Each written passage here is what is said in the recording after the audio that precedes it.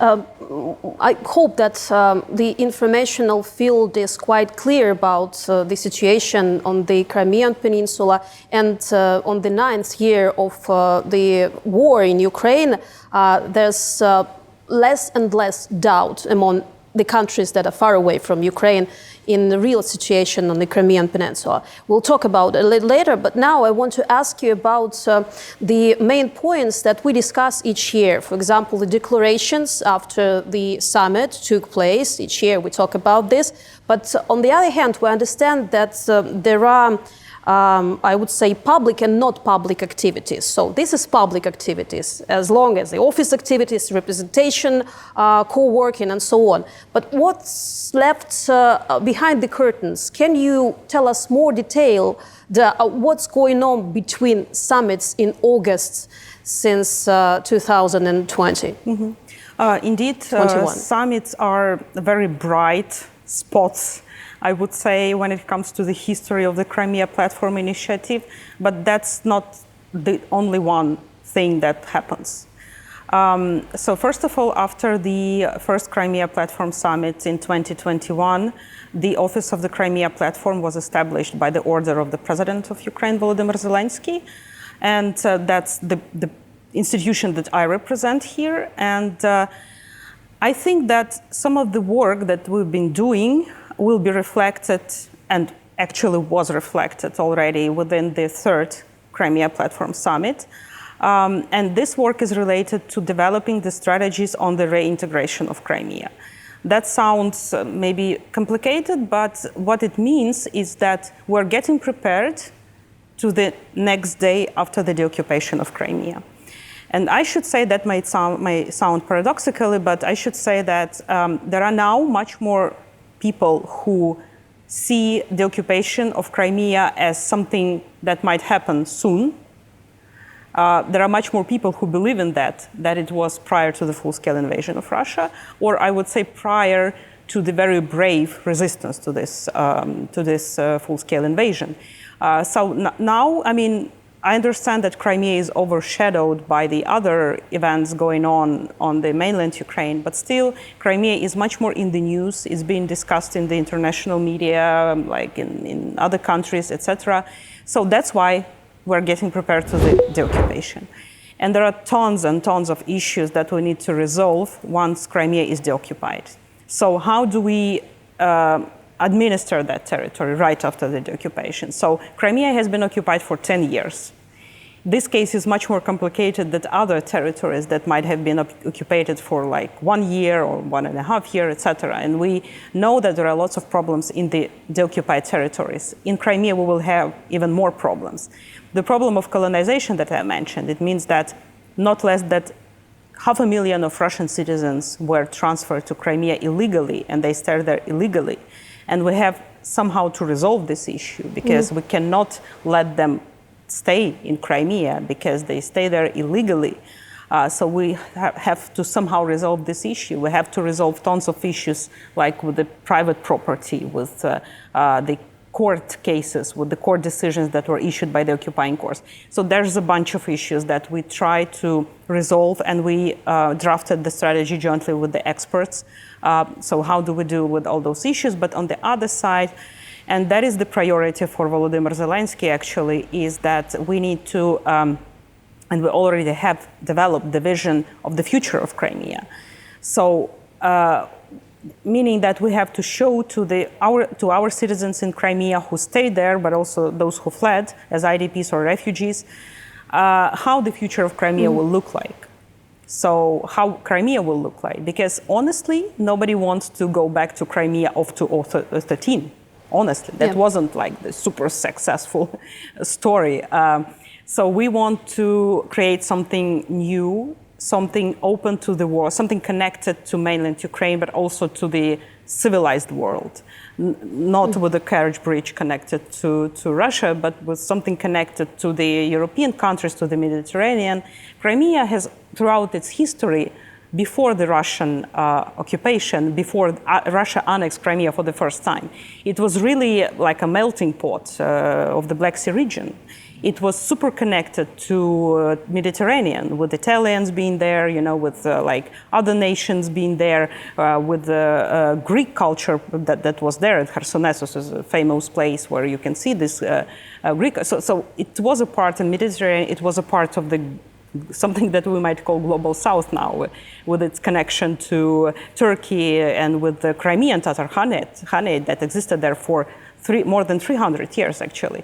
So, and we need to bring back there this spirit of diversity, of multiculture, and of indigenous peoples, of course, because Crimean Tatars cannot live there now. So now we try to build this vision of the future of Crimea, and you know, it's like, it might sound too theoretic, but I should say, when you see, for instance, these projects that we aim to create there jointly with other state institutions like Ministry of Reconstruction, right?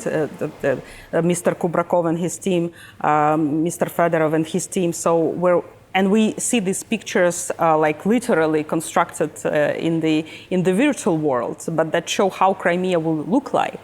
And it looks absolutely fabulous. And I think that will be super attractive, not only for Ukrainians, for our citizens, but also for international investments. And by the way, that was already a part of the Crimea Platform Summit. So we try to work more with businesses, with local Crimean businesses who had to relocate after the beginning of the occupation, with international businesses. They need to really feel that Ukraine is serious when we're talking about the deoccupation and reintegration of Crimea. So it's not something theoretical that we discuss once a year or twice a year in the summits of Crimea Platform, but that is the day-to-day work that Ukraine is doing while constructing this vision of the future of Crimea. If we talk about the details of deoccupation and reintegration in Crimea, even now, I want to dig deeper. Several very important points. What you said about the current situation of way of living in the Crimea Peninsula, because we understand that since 2014, these people have been living under the Russian legal system, under the Russian educational system, medical care system, administration. There are lots of real estate and businesses that were captured, that were rewritten, relocated, as you said. So we understand the global issue of each social problem that we have to deal after deoccupation. That's the first point, the deoccupation. So now you say that there are plans in each field of social life, and it has been in work right now. I mean, only by Ukrainian government, or these participants of Crimean Platform take part in creating these plans, and how they do it? I mean, what actually they do, each country, to help in this? So currently it's the domestic level, so, right? And actually it's Ukrainian business how do we reintegrate Crimea in the first place. Of course, we would need support of our allies in terms of resources, in terms of expertise in various fields. And I mean, now there are various projects that helps Ukraine to rebuild some of the liberated areas, and we definitely will use that experience. But now those principles, I would say at the level of principles, that is something that has to be decided inside Ukraine. And that is understanding that we have also from our international allies. Ukraine says that, of course, we need to adhere to the principles of the international law. We're not going to behave like Russia when dealing with our people and with the liberated territories. But there are those like issues that we need to resolve by ourselves. So how do we deal with the judiciary system? How do we, whether we establish the military administration or military civil administration? When are we going to conduct elections there? It's one of the complicated issues, etc., etc. But I mean, I definitely think that Crimean Platform in the future, after the deoccupation of Crimea, can serve as an international hub in order to unite the resources of our allies, precisely to help Crimea, to help us to rebuild Crimea. So that's important. And something that was presented in the current year, that's division, because for us it's still important. Of course, we decided by ourselves how do we reintegrate Crimea, but we still have to transfer this vision to our partners, obviously. That's an important thing for us to show them.